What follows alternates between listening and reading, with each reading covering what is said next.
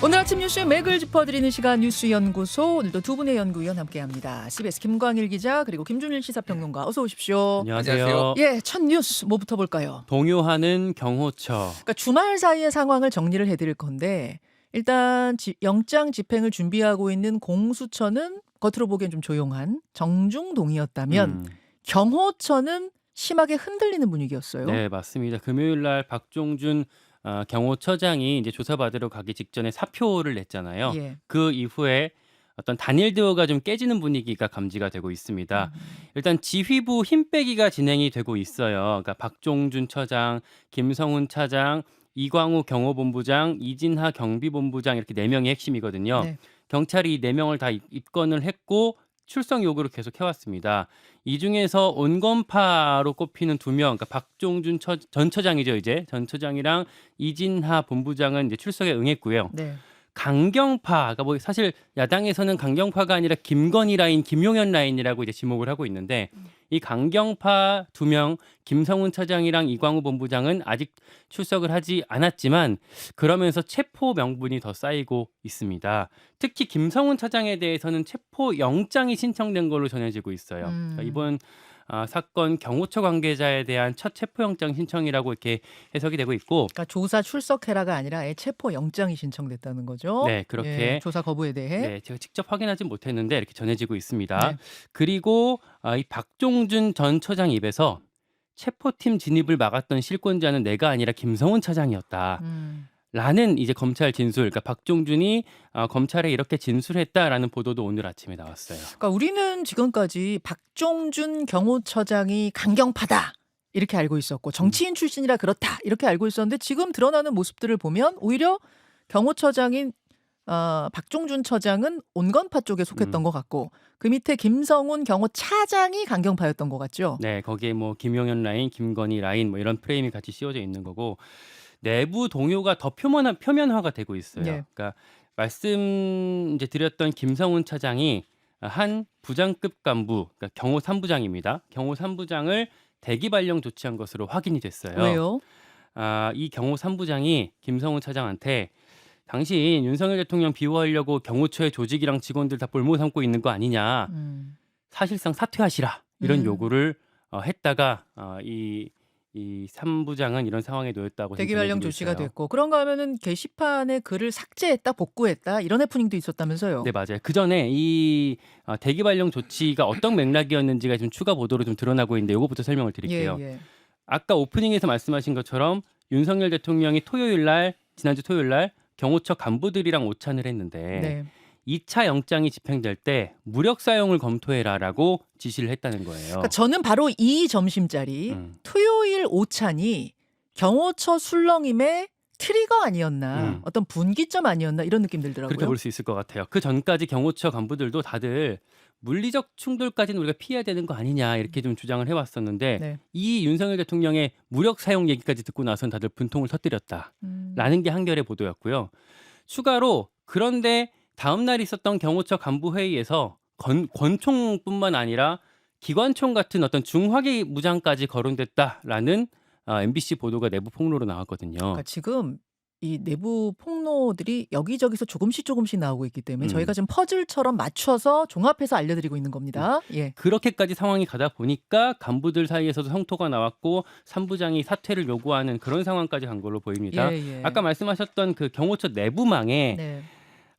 체포영장 집행을 방해하면 공무집행 방해에 해당할 수 있다라고 어떤 간부가 또 글을 올렸었는데, 이게 김성훈 차장 지시로 삭제가 됐다가 이 삭제에 대한 또 내부 반발이 나와서 다시 복원됐다라는 얘기가 있고요. 네. 내부에서는 지도부에서 강경하게 막아라라고 방침을 세우더라도 우리가 보이콧하자 혹은 단체로 휴가 가자 이런 얘기들도 같이 나오고 있다고 합니다. 저희가 사실 지난 금요일에 인터뷰를 하면서 그 얘기가 나왔었어요. 내부에 지금 균열이 감지된다는 이야기가 나왔었는데, 실제로 주말 사이에 여러 가지 일들을 보니까 균열이 폭발했다, 뭐 이런 느낌이 좀 드는 상황인데요. 김준일 평론가는 어떻게 보십니까? 예, 일단 대통령이 무기 사용 지시 검토하라고 지시를 했다라는 거는 직무가 정지된 대통령이 무슨 권한으로 지금 경호처한테 그런 걸 할 수 있는지, 전직 대통령이 그러면은 뭐 무기 사용하라라고 하면은 말 듣나요?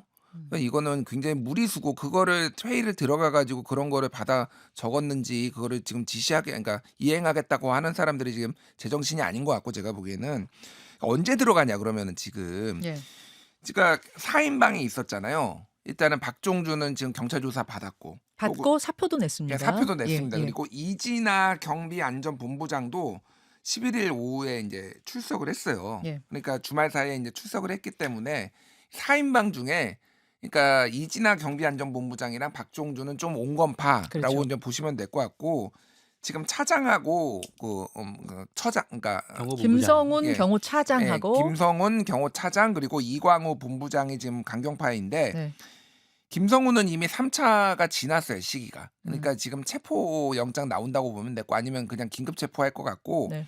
이광우 본부장에 대해서는 오늘 오전 10시까지 지금 조사받으라고 경찰이 해놓은 상태고요. 예. 또 하나가 한 명이 좀 강경파가 있는데 가족부장이 있어요. 경호처 가족부장 김건희 여사 보호하는 대상인데 가족 부장이라는 게 있는 건 처음 알았어요. 예, 저도 이번에 네, 처음 가족 알았습니다. 부장. 예. 김신 경호처 가족부장한테 내일 오전 10시까지 출석하라는 거예요.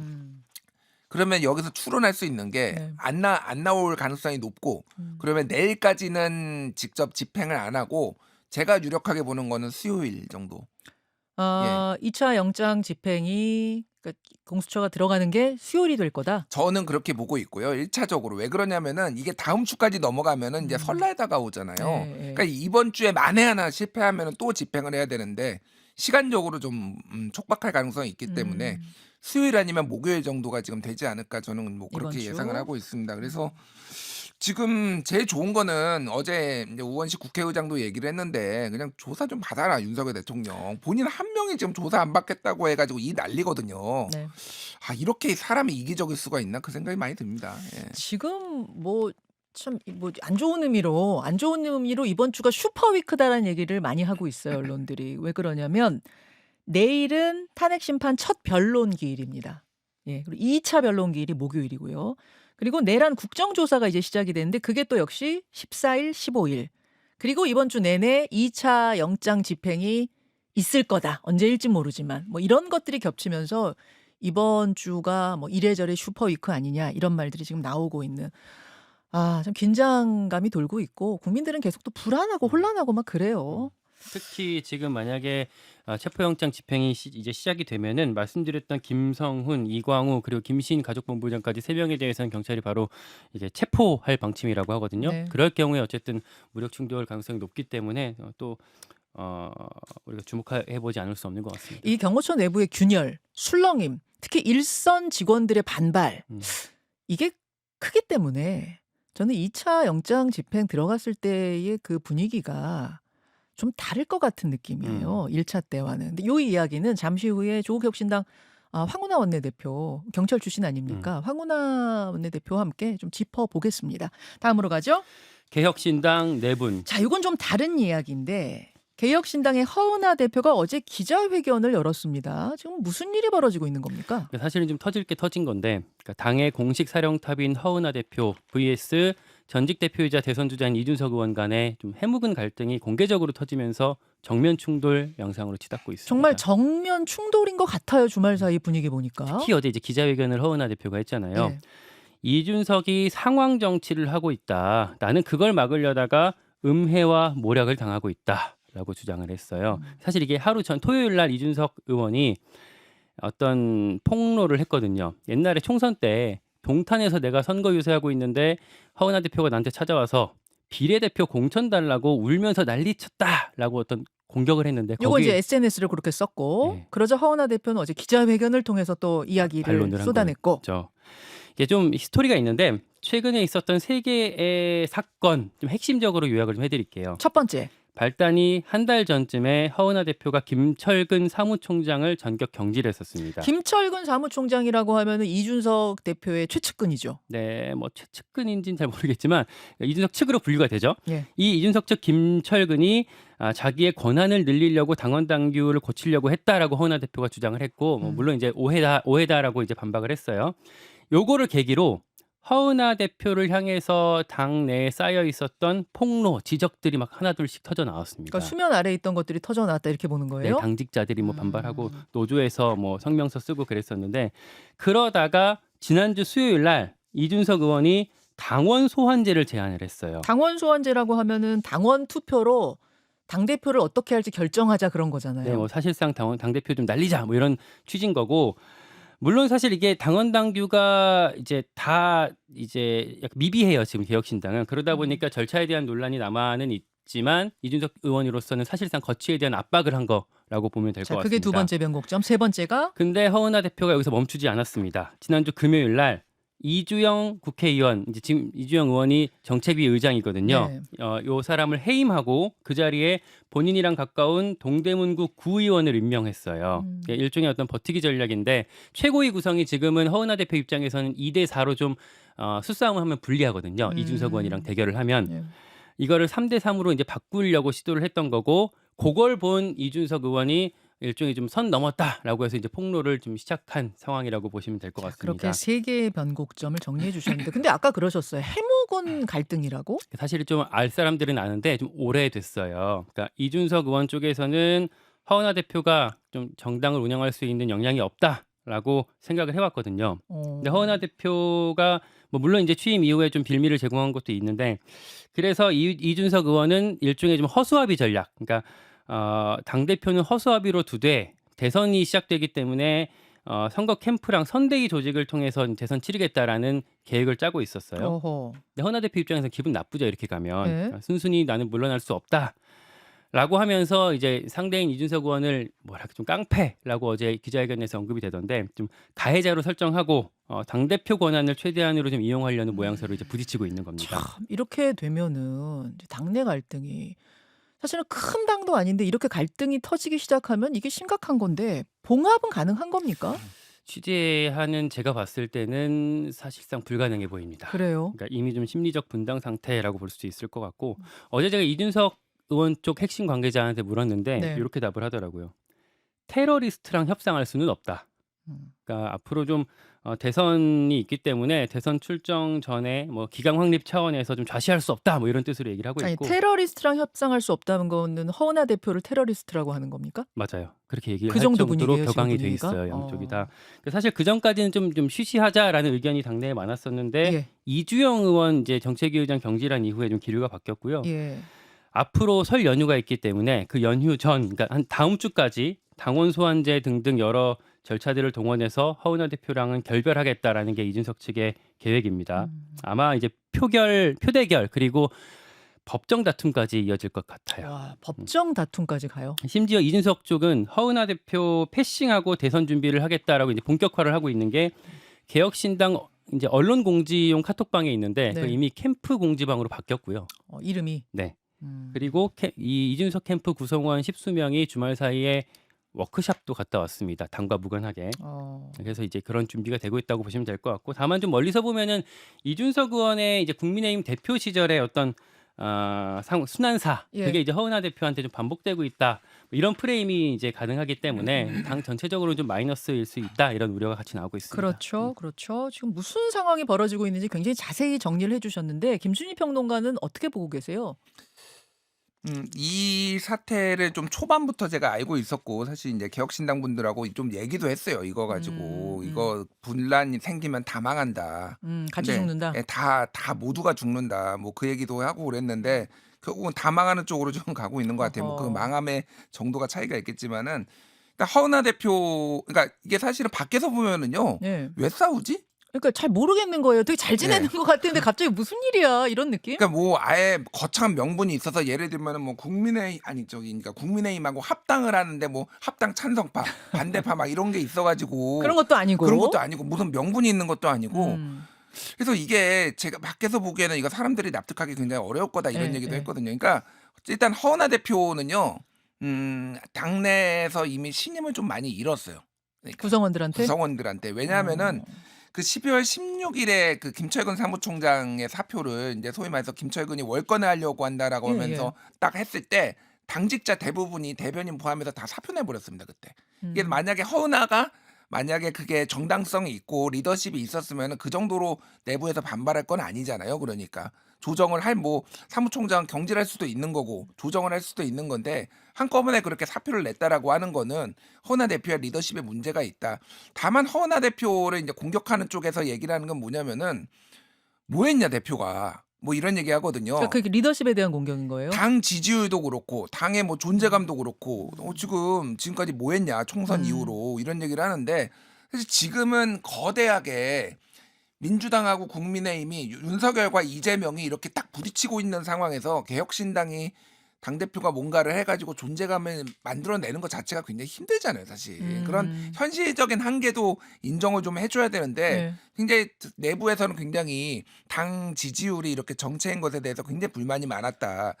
그래서 12월 16일에 그 김철근 해임이 있었고요. 예. 19일에 뭐가 있었냐면은 주요 당직자들을 함부로 임명하거나 임면권 해고하는 걸 못하게 해서 집단지도 체제로 바꿔버립니다. 그때 이미. 그래서 이제 거기서 최고위원회의에서 결정해가지고 하자라는 건데 그때 이게 허은하는 이건 날치기가 돼서 이거는 인정 못한다라는 거고 이거는 그 천하람 등등등 해가지고 이쪽에서는 이거 이제 그러니까 허은하는 못 믿겠다라는 거죠. 쉽게 여기서 갔는데 이게 1월 9일 방금 아까 얘기했듯이 이주영 의원을 정책위 의장을 지금 바꿔버렸거든요. 근데 사실 보통 정책위 의장 하면은 의원이 해야 돼요. 네, 예. 예, 작은 정당이라도 의원이 했는데 구의원을 본인 사람이라고 데려와 버렸어요. 그러니까 이거를 이제 쿠데타네 뭐 이런 얘기가 나오는 게 권력을 잡기 위해서. 그러니까 아까 얘기했듯이 그러면 천하람 등등등해서 나머지는 12월 19일에 모두가 합의해가지고 지금 하기로 한 거 아니냐. 함부로 이렇게 당 대표가 맘대로 안 하기로 한 거 아니냐. 이걸로 이제 법정까지 갈 것 같아요. 그래서 저는 이제 이거는 좀 말씀드리고 싶어요. 작은 정당은 어쨌든 리더가 강하게 당대표를 안 하더라도 강하게 개입을 해왔습니다. 예를 들면은 국민의당은 안철수의 당이기 때문에 누가 당대표로 하더라도 안철수 의원이 조율을 해줘야 되는 거예요. 어느 정당이든 작은 정당은 마찬가지예요. 그럼 이준석 의원은 그동안 손 떼고 있었다라는 거거든요. 한번 해봐라. 그게 어떻게 보면 굉장히 무책임해 보여요. 이게 대표한테 자유권을 주고 자기는 개입을 안 한다라고 하지만 결국은 이 당은 누가 봐도 이준석의 가장 중요한 사람이고 이준석의 당인데 지분이 크다. 지분이 큰다라는 거죠. 그런데 그동안 아무것도 안 하다가 지금 마음에 안 드니까 이렇게 한다? 그럼 아까 전에 김광희 기자가 얘기했듯이 이준석 마음에 안 들어가지고 국민의힘 당원들이나 당직자들이 다 들고 일어나서 찍어낸 거 이거는 내로남불 아니냐. 이제 이런 비판이 프레임 안에 갇히기가 매우 쉬워졌어요. 저는 이제 그 부분인데 그러니까 이준석 대표가 옛날에 국민의힘에서 쫓겨날 때 명분이 아주 또렷하지 않으면 그러니까 물론 아예 당사정이란 건 우리가 모르는 복잡한 게 있을 거예요. 있을 건데 누구나 수긍할 수 있는 그 또렷한 명분이 없으면 왜 저렇게 갑자기 이런 이제 의문점을 찍게 되면 물음표를 찍게 되면 그때부터 당이 굉장히 마이너스가 되는 거거든요. 서로에게. 그 부분에 대해 지적해 주신 것 같은데 아마 인터뷰를 할 기회가 있을 겁니다. 이준석 의원이나 허은하 대표나. 이 부분은 인터뷰를 통해서 더 확인하도록 하고 일단 상황 정리 여기까지 하겠습니다. 다음으로 가죠. 우크라이나 북한군 포로. 예, 우크라이나군이 북한군 포로, 그러니까 러시아군과 함께 싸웠던 북한군 포로 2명을 생포했다면서 공개했습니다. 사진도 내놨죠. 네, 그 지난번에도 사실 한 명이 있었는데 그 이제 곧바로 사망을 했었기 때문에 이번에 이제 뭐랄까 2명은 완전 생포했다 이렇게 볼 수가 있을 것 같습니다. 국정원도 이 생포한 사실을 인정을 했어요. 우크라이나군이 1월 9일 러시아 그 쿠르스크 전장에서 북한군 2명을 생포했다 이렇게 밝혔고요. 젤렌스키 대통령, 우크라이나 대통령이 텔레그램에 지금 화면이 나오고 있군요. 네. 텔레그램에 오늘 새벽에 이 북한군 2명 신문했던 영상을 공개를 했어요. 되게 적나라하게 나왔는데 이 중에 한 사람이 나는 이게 전쟁인 줄 모르고 왔다. 훈련인 줄 알고 왔다면서요? 훈련이라더라라고 왔는데 와보니까 이제 러시아다라고 네. 진술을 이 북한군 포로가 직접 말을 하는 그 영상을 공개를 했고요. 영상 보면 한 명이 이제 붕대 감고 누워 있었고 한 명 이제 턱을 다쳐서 이 사람 말을 못 해요. 네. 근데 이제 고개 끄덕이면서 지필로 네, 서면으로 써가면서 네, 그렇게 신문을 하고 있는 상황이 있었습니다. 한 명은 2005년생이더라고요. 되게 어려요. 2005년생 세상에 20살, 26살. 예. 내가 여기 와 있는 걸 내 가족들도 모른다. 너무 이렇게 안타깝더라고요. 얘기를 하고 있고요. 예. 지금 전황을 간단히 설명을 드리면 그러니까 북한군이 쿠르스크 지역에 11,000명이 배치됐다 이렇게 알려져 있잖아요. 네. 지금까지 집계된 사상자가 3,800명에 이른다. 이제 젤렌스키 주장이긴 한데 이렇게 지금 나와 있고요. 외신들은 이제 이 사람들이 총알바지다. 그러니까 인간 지뢰 탐지기를 하고 있다. 뭐 이런 보도까지 나와 있습니다. 예, 예. 김준 평론가. 진짜 안타까운데. 진짜 안타깝죠. 그러니까 지금 너무 많이 죽었어요. 11,000명 배치됐는데 3,800명의 지금 사상자가 이른다라고 하는데, 그러니까 인명을 너무 경시하는 게 방금 인간 지뢰 탐지기가 뭐냐면은 이거 지뢰 탐지기로 이렇게 하는 게 아니라 사람 사람 먼저 보내는 거. 보내가지고 죽으면은 또 그 뒤에 가고 뒤에 가고 이런 식으로 한다고 영국의 더 타임스가 얘기를 하고요. 또 하나는 붙잡히면은 수류탄으로 자살해 버린다고 합니다. 지금. 이렇게 이 사람들. 조사 못 받게. 조사가 못 받게. 그래서 예. 그런 교육을 엄청나게 시킨 것 같아요. 예, 그래서 빨리 저기 좀 전쟁 좀 끝나야 되겠다. 북한군도 저기에서 저렇게 되는 게 너무 안타깝네요. 네.